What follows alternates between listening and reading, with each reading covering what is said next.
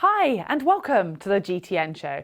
Now the boys are out in Tenerife enjoying the sunshine as well as getting some great content which is going to be coming on the channel very soon. So for today you have just me. That said, there's still plenty going on. We've got royalty dipping their toes ever so slightly into triathlon. We have a gold leaf bike and the two are totally unrelated. There's also more AI and augmented reality trickling its way into our sport. We've got plenty of exciting racing from the week just gone, and we're going to be taking a look at the sheer dedication that Haug puts into our sport of triathlon.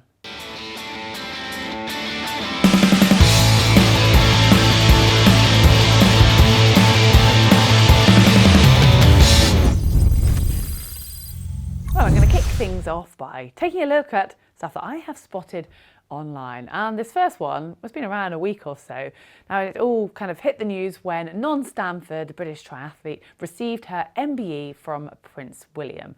Now during that she had a little bit of a conversation with Prince William about one of his sons, in particular Prince George, who apparently is getting into triathlon. Now he's only 10 years old, but he's already been learning about putting talcum powder into his shoes and working out how to do quick transitions, and he's even been sharing that with some of his school friends, which I think is just brilliant. A really lovely story, and great that triathlon is trickling down even through the royal family. So very cool. We look forward to seeing Prince George taking part in his first triathlon in maybe a few years' time.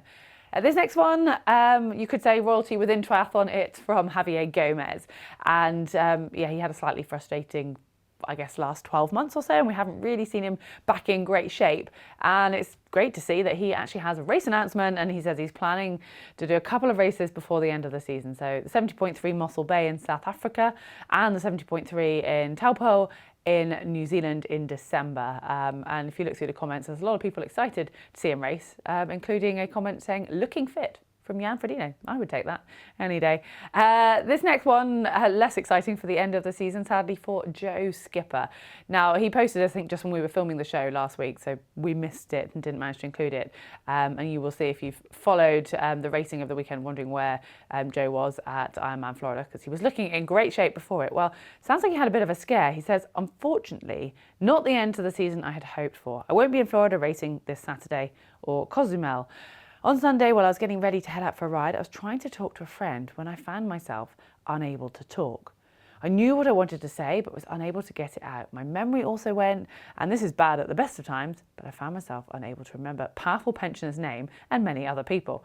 I ended up going to hospital, getting a CT scan, staying the night, having more tests, and was then given the all clear to leave. Still got one more test, but it's looking good, all very worrying at the time. The doctor said take it easy for a few days. And be good to go as long as the tests say nothing bad. But basically he's decided that he's going to take the rest of the season off, which I think is incredibly wise, because that sounds very scary. And I mean, Joe's still got the typical Joe Skipper humour in there and playing it down, but obviously best wishes with the recovery on that, and hopefully you can have a nice end of season even if you're not able to really utilise that end of season fitness. So yeah, get better soon, Joe. Back to racing again. Fenella Language was excited to be racing in Noosa. She's just put up a little post here, sort of post-race Instagram, said I had some of my best ever power numbers on the bike, worked really hard to break the group, eventually hard work paid off, and yeah, it's basically a bit of a race report. We'll come on to the exact race later on, and no surprises who won that one, but yes, Fenella does say happy for Ashley Gentle, who took her 10th title as a legit star. So yeah, I think she's pretty chuffed to just be in that race, racing at the end of the season so soon after the Ironman World Champs, and a lot more racing to come with a lot of athletes who have doubled up after the Women's Ironman World Champs. So exciting stuff to cover later on. But now focus a bit on the marathon running, in particular New York Marathon, which happened over the weekend. And this post spotted on BBC News, and it's just a little bit sad. It's basically about a runner who runs with a stoma, so she basically has to have that attached to her, and as a result has to change the stoma throughout the marathon, and needs to carry supplies for this. And she says, I'm disappointed they couldn't find a way of including me. A woman has pulled out of the New York City Marathon after organisers said she couldn't wear a vest carrying supplies for her stoma and water.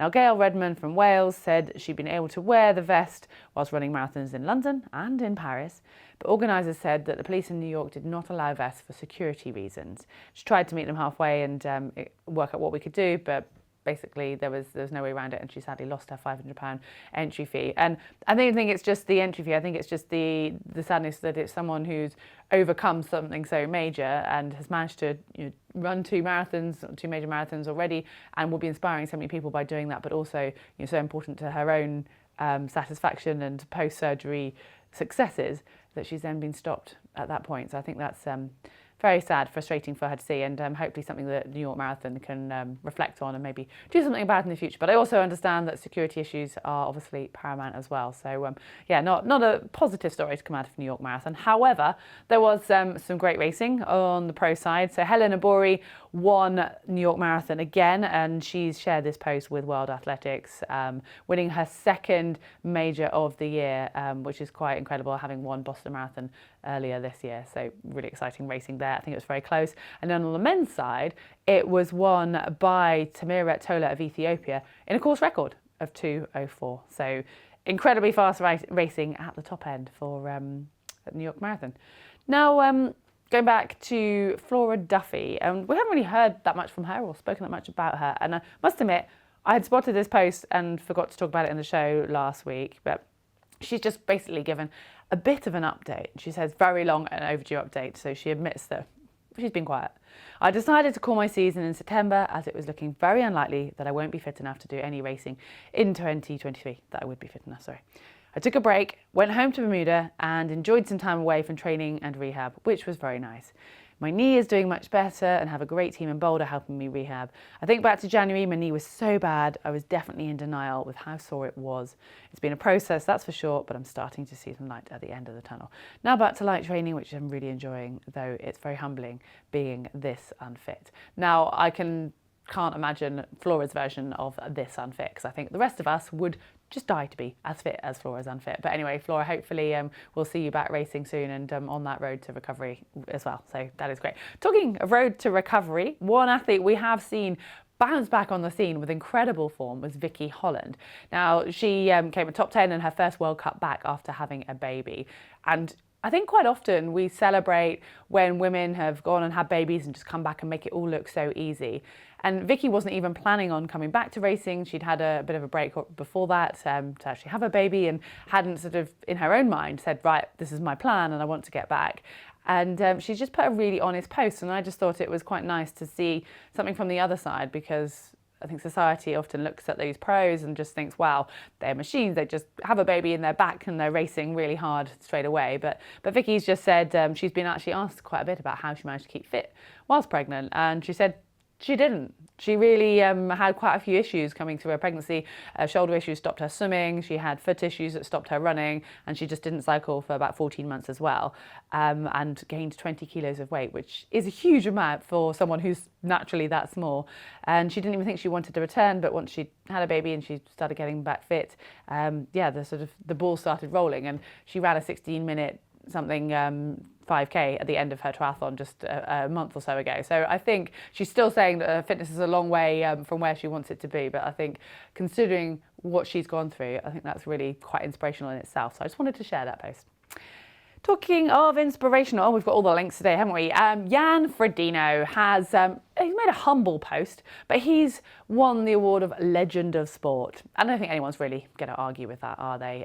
This was at the Dutch Sport Press Ball. Yeah, and he just has a nice post that says, feels like just another day. I was a young girl at my first World Cup in Mexico in 2003. Last night, 20 years later, it was an honour to be recognised for a life dedicated to triathlon. Yeah, very cool. I don't think anyone would say that Jan doesn't deserve that award, so congratulations, Jan. Another athlete who has been in the sport, well, many sports, at the top end of sport for a long time, is Cam Worth, and I think we all just love watching him race. He leaves it all out there, and he's really honest with his training and just, yeah, how he goes about it. And he, at last, in his words, has got a marathon PB. He ran a 2:44. He says, I'm a 2:44 guy, which is damn fast, because this is not a pure marathon. This was actually out at Ironman Florida. He says, well, I didn't do anything else overly well here at Ironman Florida. After a couple of focus weeks working on this discipline and training, I'm proud as punch to have my running legs back underneath me. And apparently he said it took him 4 years to lower his marathon PB. So well done, Cam. Yeah, awesome running. Very exciting to see. I have a question for you guys. What level of dedication would you be willing to go to for something that you love? Would you be happy to give up your weekends, to say no to friends' weddings, not take a holiday for 17 years? Yeah, now just think about that for a moment. Think of all the things that you do love and that you're dedicated to, like your family, maybe your sport, maybe your job. But could you imagine doing just one of those and then being your sole focus for that period of time? I don't think you can, but there is one professional triathlete who most certainly does, and that is Annie Haug. Now, just recently, the PTO have released a video they've made in their Beyond Human series, and one of the quotes that has come out from this video is Annie Haug saying that she hasn't had a holiday or a weekend for 17 years. I mean, I personally can't get my head around that, and obviously that's a bit of a headline grabbing title that a lot of people have been commenting on, and I just cannot imagine the amount of dedication and the focus that this woman has to achieve her dreams and her goals, and I mean, one of the most successful pro triathletes in the world. But watching this video, it really does show just how she has given everything to that. She's lived at the Olympic Training Centre for the last 10 years, and basically if you watch the video you'll see that she just lives in this very small room, has a sink, has a bed that she folds away each day, and it's minimal living. And imagine, I mean, I just cannot get my head around that, and I have the utmost respect. And the really nice thing from reading the comments on that video and the comments on some of the forums, that most people are absolutely just in awe of how someone could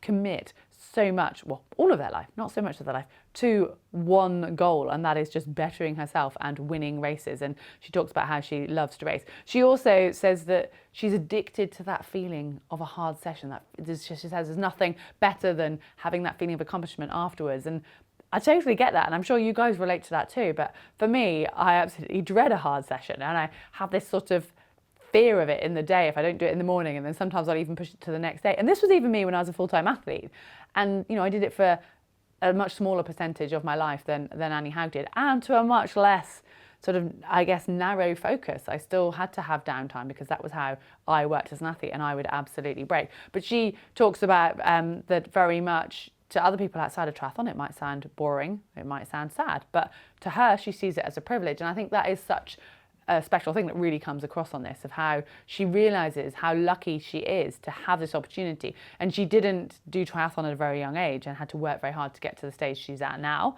and as a result appreciates this opportunity. And a lot of people, or a few people I should say, were commenting saying, well, triathlon is a holiday. She's on a holiday the whole time. Now, if you went and spent a day of training with Annie Haug, you would absolutely need a holiday after that day. There is nothing about a holiday that the way she is meticulous, the way she doesn't hang out with her friends, the way she misses social occasions, and she purely trains, rests, sleeps, works out how she can better herself with her coach. So I don't think that's like most people's holidays. And I know a lot of us as age group triathletes, we'll see, right, we've got a week off and we're going to go to somewhere nice and warm, we'll take our bike and we'll do loads of training. And that is brilliant. And yeah, I love that.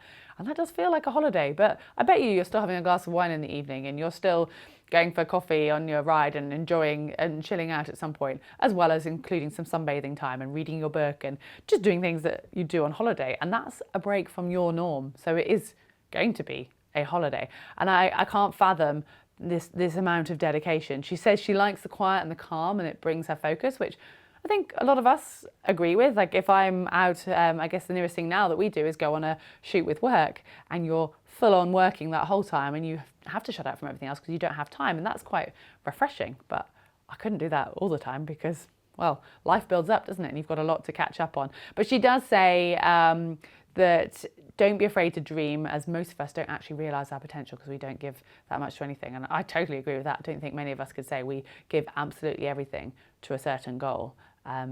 Because we all have lots of different things going on. So I know we've seen glimpses of this level of dedication with the likes of Christian Blumenfeld and maybe Gustav, but I think we still see them letting their hair down and having maybe a bit more fun.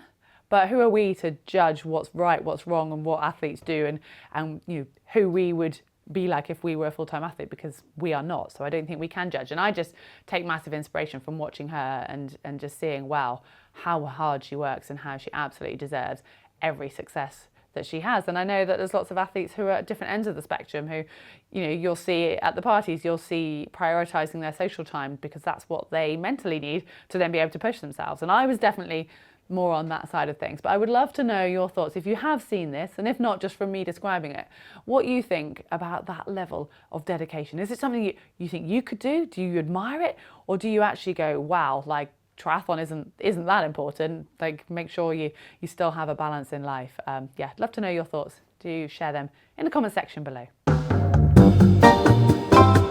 On to tech news now, and this first bit is a nice bit of bling that comes from GTN Tech. Now, they were over at Rouleur Live, and Ollie Bridgewood spotted a bit of gold. Yes, it was Annemiek van Vleuten's personalised bike that has had a gold spray, or I don't even know if it's spray because it's actually real gold leaf apparently, on her Canyon Speed Max.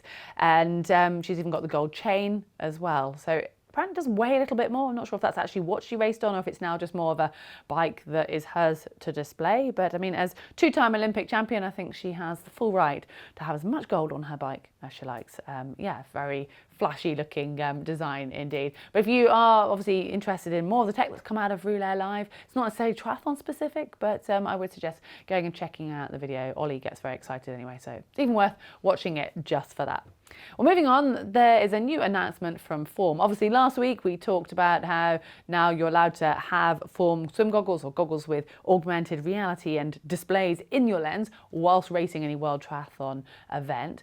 Well, Form last week also announced that they have this new feature within that app that's going to help coach you, basically, called Head Coach. So there's two aspects with this, and it works on your skills and gives you feedback real time and post swim in the app with goals to work towards. So they have the Form score, which is from 0 to 100, and obviously you're aiming for 100, and that is a calculation that works from the length of your stroke and the pace that you're swimming at. So that's your kind of continual number that you're aiming for, and that's how you can compare how your swimming is improving over time. And then on top of that, they have the Head Coach skills, and they are broken into 5 different skills, which will help you work on your efficiency. So you've got head roll, head pitch, your set pacing, so how you're managing to maintain your pace throughout, your interval pacing, and your breathing time to neutral. So 5 very specific numbers, and you can actually choose one of those in particular to work on during your swim. And again, they are scored from 0 to 100, and you can get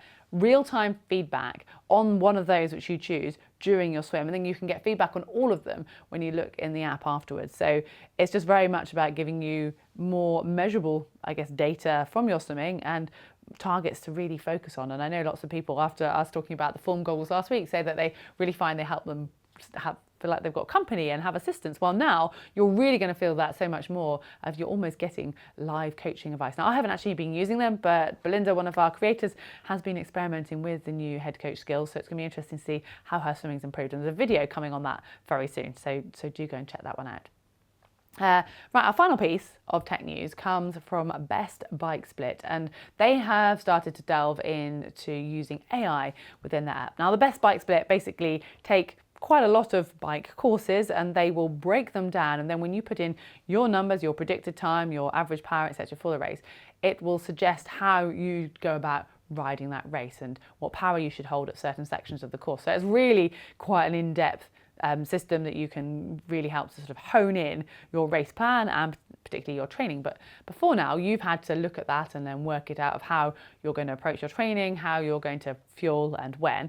Well, now with this AI capability, you can basically type in your questions such as, tell me about the climbs in my race, or explain the race summary metrics to me, which might be really helpful for some people when it just looks like a whole load of numbers. And how do you decipher that if you don't have a coach or a degree in sports science?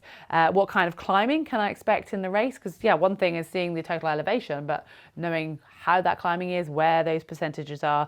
And then there's also an option, for example, they use here of create a workout that will help me prepare for my race. So it's suddenly diving into the realms of actually coaching and aiding you in your preparation for that race, as well as giving you the idea of the breakdown of that. So yeah, I think that's quite an interesting development coming from Best Bike Split. And now We might be getting towards the end of the season, but you wouldn't think it from the racing and the calibre of athletes competing over the last weekend. And first up, we have Noosa Triathlon, which was celebrating its 40-year anniversary. And there was one athlete who was celebrating her 10th victory at this race. Yes, Ashley Gentle did it again. She had some different pressures coming from a couple of athletes, but she still came into T2 and then left that and didn't look back. She stayed in the lead. She'd cycled in the group for most of the bike. And yes, went to win in a time of 1:55.14. So a minute and a half ahead of Sophie Malavecki, and Rochelle Hill was third, another Australian. Well, it was an Australian 1, 2, 3 on that podium. The men's podium, or the men's race, I should say, looked incredibly exciting, and Hayden Wilde had been billed as maybe the favourite for this, and there was a lot of attention around that. Well, he actually ended up over 40 seconds down coming out of the swim after an underpass swim, and there were some really strong athletes in that field, but he managed to work up to the main group to get rid of that deficit. And apparently there was a little bit of drafting maybe going on. I say apparently, this was in the words of Hayden Wilde, as he was seen actually talking to one of the referees and saying, look, can you please make sure that the distances are fair here, because he felt like someone was maybe taking advantage of sitting a little bit too close to his wheel. But those are the rumours. Anyway, it did mean for an exciting race, and as Matt Hauser is known as an incredibly quick runner, there was very little between those two, and Hayden Wilde managed to open up a little bit of a gap around the halfway mark and then hold that to win. And this is how much pressure he was under, in a new course record. So in a time of 1:41.56, just 15 seconds ahead of Matt Hauser, who was second, and then Henry Skuman third. So a pretty stacked men's field at Noosa Tri. On to the other end of the spectrum, and distance-wise, Ironman Florida, and that had a pretty tremendous lineup on both the men's and the women's race. Kind of two different dynamics, because obviously the women were racing very soon after Kona and kind of using their fitness from the Ironman Worlds, whereas the men had a good another block after their Ironman Worlds, which were back in September in Nice. So the women's race was an incredible performance by Skye Munch, and she had a top 10 finish at the Ironman Worlds, so she's really sort of finished off the end of her season with solid form and a new course record as well. So she won by 7.5 minutes ahead of India Lee, who was doing her second Ironman, and I think is super chuffed to have put it all together at an Ironman and performed at that level in such a strong field. And Jocelyn McCauley was third, another Ironman World Champs finisher. So yeah, really stacked field for the women's.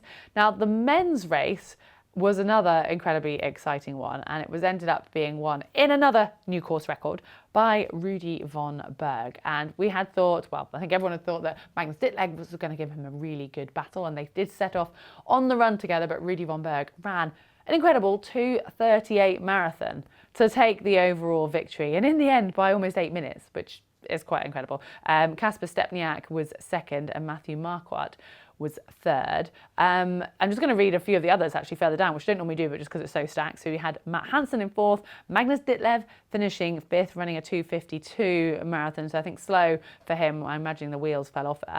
Cam Worth, we mentioned earlier, actually finished seventh, but obviously very happy with his 2:44 marathon. And then our final race last weekend was 70.3 Los Cabos, and Paula Finley, who excels at that distance, was on top of the podium again, beating Lisa Perterer and Sarah Perez-Sella. And the men's race was won by Jason West, who's come back to form, running a 1:09.31 for his half marathon, beating Mark Dubrick and Jackson Laundry in his performance there. It's photo time for you guys to share your pictures with us so we can share them back to everybody else watching. And this month we have a new theme, and we're basically looking at what you guys might do when you're not doing triathlon. If there is ever a time you are not doing triathlon, back to my earlier point on that one. But if it's, it's kind of the off season for most of us right now. So if there's other activities that you are doing, whether they are some crazy adrenaline fueled activities, whether they're just hanging out with your friends, whether it's doing yoga, whether it's something adventure-y, really doesn't matter. But if you have a photo of it and fancy sharing it, we would love to see that. So do share using the uploader, which is on screen now, also in the description below. And we've got a couple of fun ones to set us off this month. First one from Peter, and this really is a bit left field, lawnmower racing. This is in West Sussex in the UK. And he says, "Hi GTN, I love the show. When I'm not doing triathlon, I race lawnmowers with the BLMRA, the British Lawnmower Racing Association." Now, I don't think this is an April Fool's because there are photos to back this up. He says these mowers reach speeds of up to 55 miles an hour, no suspension, so it hurts a bit. We race April to September and have a 12-hour endurance event every year, racing 7 p.m. till 7 a.m. the following day with 3 drivers on your team. So much fun. It keeps me busy trying to fix the mower and keep up with the triathlon training too. And yeah, some great pictures. And I'm not going to make any jokes about your lawn, but let's hope that it's in tip-top condition. Really fun, yeah. I mean, I wasn't expecting quite such left field ones, but that is brilliant.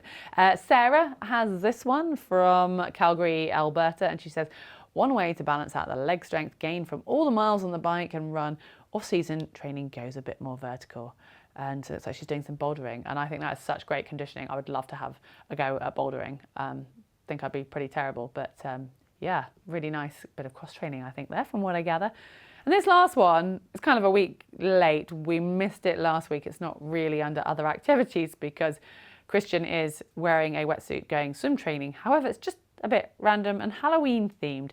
Now he's in Copenhagen and he says, "From Svovmemekar, I Chartalundas traditional Halloween swim." Now, I don't know what's more scary, me trying to pronounce that or the look that Christian has going on here with chains around his neck and wrists and a wetsuit and a swim buoy. So he's got the safety aspect of a swim buoy, but I'm not sure that's really going to help him if he dives in wearing that contraption. So yeah, I think it's certainly scary. So well done for Halloween. Anyway, Halloween is over, so back to this month, and if you do have any photos of you doing something a little bit fun in the off season, well, we'd love to see them. Say what? Okay, that's tough on your own, bear with me. Anyway, well, I have 3 comments I want to share with you this week, and these are normally a couple of comments, these first 2, that Mark or James would likely to pick at, but as they're not here, I thought I would do it for them. It's a bit of boy humour, although they are on How to Train Your Gut video, and I don't actually think these people who've written the comments were laughing at the time. So this one comes from Houston Nafanikta and says, "Did round about 100 grams during a race," this is talking about carb intake, "in June, and my pants for 8 hours straight the second half." You can guess the word in there. "I finished looking like some zombie and smelling like a diaper. Not my best day, certainly one of my most interesting ones." Yeah, that's definitely does not sound pleasant for you or anybody near you. We have Coque Ildrium who says, "Today at Ironman Turkey 70.3, I consumed 90 grams per hour and I became a fart machine. It has been 6 hours after the finish and it still continues." Well, I'm just grateful that you commented on our video 6 hours after your race. So thank you for sharing such intimate details, guys. Interestingly, no, I've just presumed that they're both men. They might not be at all because I can't work out from those usernames. Anyway, our final comment is from a video a little bit further back, which was on unwritten triathlon rules. And we picked out a few last week of various comments that people were getting passionate about swimming or stickers on helmets, etc. Well, this one comes from Eric Travis and says, "I kept my frame sticker from Kona on my bike," in brackets, a small rectangular metallic sticker. "My bike earned it, so who am I to take that away from her?" I'll give that one to you. Yeah, I mean, it sounds like it's a tasteful sticker, and yeah, your bike did put up with you, I guess, for 180k on those lava fields, so I'm sure that that sticker can remain and you can keep that there proudly. But thank you guys for all of your comments beneath all of our videos. Mark, James, myself, all read them, and yeah, we love to just hear your thoughts and hear how you're getting on. So do leave any comments you have beneath this show. But that is it for this week. If you are still with me, thank you for sticking with me on my own. The boys will be back next week. If you have enjoyed it, we would love your support. You can do that by liking this video, and if you haven't yet seen the video of myself versus Manon, or this time going up a hill, well, it's on screen now.